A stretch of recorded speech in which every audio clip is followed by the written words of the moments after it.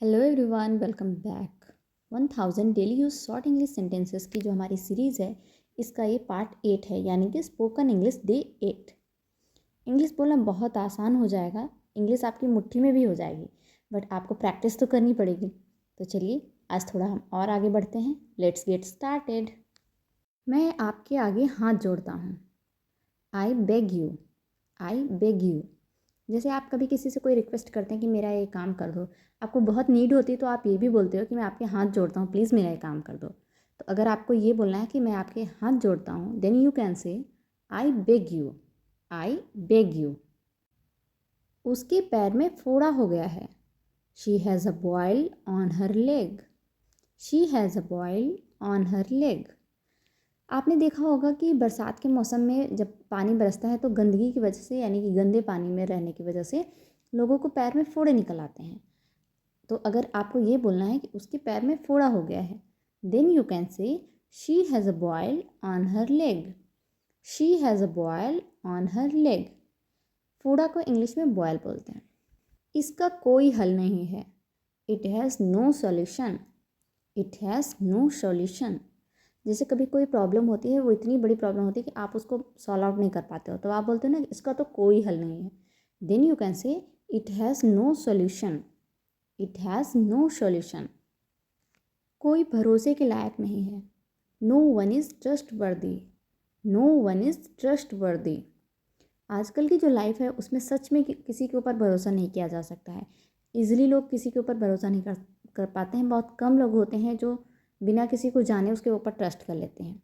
तो अगर आपको ये बोलना है कि कोई भरोसे के लायक नहीं है, then you can say no one is trustworthy. No one is trustworthy. आपका बड़ा इंतज़ार किया। I waited long for you. I waited long for you. जैसे कि आपके घर में कोई आने वाला है, उसे आने में थोड़ा लेट हो जाता है। जब वो इंसान आता है तो आप बोलते हो ना कि मैंने आपका बड़ा इंतज़ार किया, काफ़ी लेट कर दिया आपने। तो अगर आपको ये बोलना है कि आपका बड़ा इंतज़ार किया, तो आप बोलिए आई waited long for you. I waited long for you. ये सही लग रहा है। It makes sense. It makes sense. जैसे कि आप कई सारे लोग बैठ के किसी एक पर्टिकुलर प्रॉब्लम के ऊपर डिस्कस कर रहे हो और उसमें सब अपने अपने आइडियाज़ दे रहे हैं, लेकिन कोई ऐसा पर्सन होता है जिसकी बात आपको बहुत अच्छी लग जाती है, तो आप बोलते हो ना ये सही लग रहा है। तो अगर आपको बोलना है ये सही लग रहा है, तो आप बोलिए it makes sense. It makes sense. ये वर्ड ज़्यादातर आप आइडियाज़ के लिए बोल सकते हो कि किसी का आइडिया आपको अच्छा लग रहा है, तब आप बोल सकते हो इट मेक्स सेंस। या फिर किसी की बात आपको अच्छी लग रही है, तब बोल सकते हो कि इट मेक्स सेंस। मैंने उसे भीख दी। I gave arms to him. I gave arms to him. जैसे कि कभी आपके घर कोई भिखारी आ जाता है तो आप उसे भीख दे देते हो। मान लीजिए आपने जब भीख दी तो आपके घर में कोई नहीं था। जैसे ही मम्मा आती हैं तो आप उन्हें बताते हो ना, मम्मा आज एक बेगर आया था, मतलब भिखारी आया था, तो मैंने उसे भीख दी। तो आप इस बात को ऐसे भी बता सकते हो, I gave arms to him. I gave arms to him. भीख को इंग्लिश में आर्म्स कहते हैं और भिखारी को इंग्लिश में बेगर कहते हैं। मुझे जोखिम लेने से प्यार है। आई love taking risk. I love taking risk. कई सारे लोग ऐसे होते हैं जिन्हें रिस्क लेना बहुत पसंद होता है और वो अक्सर बोलते भी रहते हैं कि मुझे रिस्क लेना बहुत अच्छा लगता है। तो अगर उन्हें ये बोलना है कि मुझे रिस्क लेना अच्छा लगता है, रिस्क को हिंदी में जोखिम कहते हैं ना, तो अगर उन्हें ये कहना है कि मुझे जोखिम लेने से प्यार है, देन ही और she can say I love taking risk. I love taking risk. किसी को अंदर मत आने देना। Don't let anyone come in. Don't let anyone come in.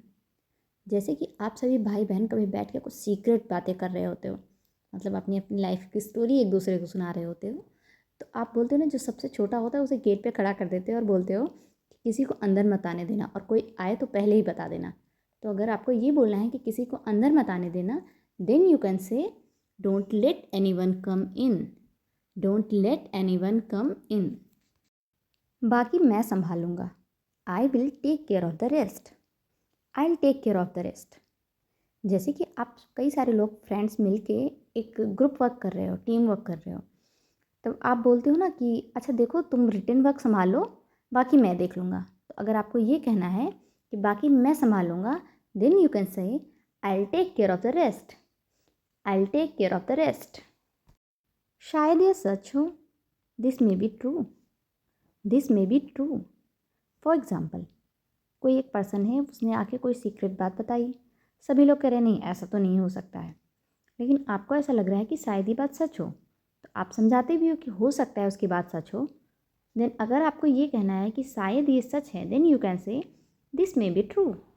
This may be true. बिस्तर पर बैठ जाओ. Sit on the bed. Sit on the bed. For example, कभी आपके घर कोई आता है और मान लो वो चेयर पे बैठा है, तो आप बोलते हो ना कोई नहीं बिस्तर पे बैठ जाओ, ठीक से बैठ जाओ पैर ऊपर करके. तो अगर आपको ये बोलना है कि बिस्तर पर बैठ जाओ, then you can say sit on the bed. लेकिन अगर आपको ये बोलना है कि बिस्तर से नीचे उतर जाओ, तब आपको बोलना है get off the bed. Get off the bed. Get off का मतलब होता है उतर जाना. तो आप बोलिए get off the bed. Thanks for watching. I hope that you like the video, and if you like the video, please press the like button and share the video and also subscribe to the channel. अगर आपको videos अच्छे लगते हैं तो please channel को subscribe ज़रूर करें. और हाँ, ये ज़रूर बताएं कि मैं कैसा वर्क कर रही हूँ या फिर मुझे इम्प्रूवमेंट की नीड है, आप वो भी मुझे बताइए. और अगर आपके पास अच्छे अच्छे आइडियाज़ हों कि मैं किस टॉपिक पे वीडियो बनाऊँ, तो आप वो भी बता सकते हो.